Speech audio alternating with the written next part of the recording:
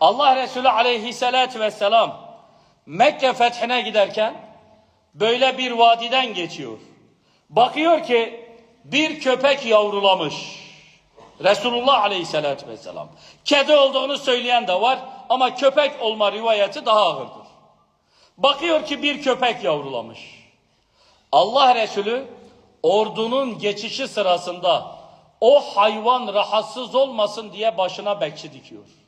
Ordu geçene kadar bu hayvan rahatsız olmasın. Veya bir rivayette ordunun yolunu değişiyor. Bir hayvan için, bir köpek için. Şimdi günümüzde de böyle vicdanlı insanlara denk geliyorum. Geçen haberde izledim. Adamın kamyonunun üstüne bir kuş yuva yapmış. Adam bir ay işe çıkmadı. Dedi ki bu hayvan rahatsız olmasın. İşte peygamberini anlayan insan.